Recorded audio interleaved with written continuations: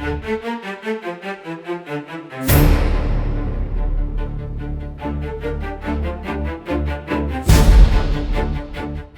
నమస్తే అండి. నేను పంచాయతీరాజ్ ప్రాజెక్ట్ జేఈ చిన్నమరాజు అండి.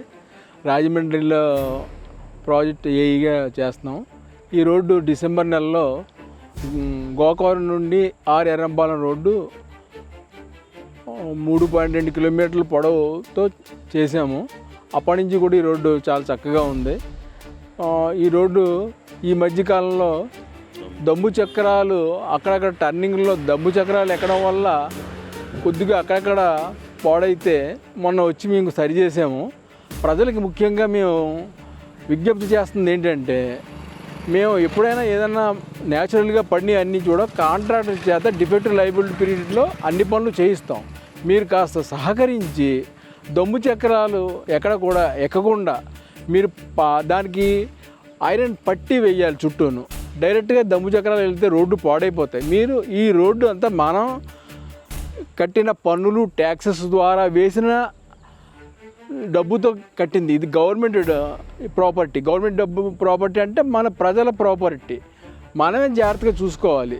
ఇది మనం దమ్ము చక్రాలు ఎట్టి పరిస్థితుల్లోనూ మీరు పోనివ్వద్దు. దమ్ము చక్రాలు వెళ్తే తార్ రోడ్డు మీద కట్ అవుతుంది, తొందరగా పోతుంది. ఎప్పుడైనా సరే మేము ఈ 6 months నుంచి ప్రతిసారి వస్తాం, ప్రతి మంత్ వచ్చి చూసుకుంటున్నాం. ఈ రోడ్డు చాలా చక్కగా ఉంటుంది. క్రితం నెల దమ్ము చక్రాలు ఎక్కాయి.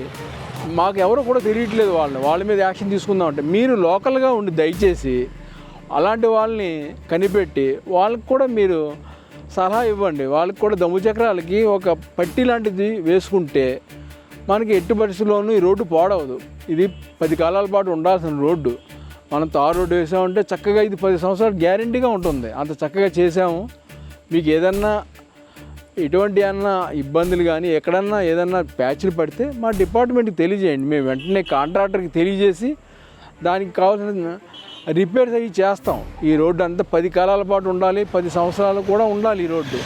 దాని గురించే మన ప్రయత్నం. మీరంతా కూడా సహకరించి దమ్ము చక్రాలు వెళ్లకుండా మీరు కూడా చేస్తారని విజ్ఞప్తి చేస్తూ విన్నవించుకుంటున్నాం.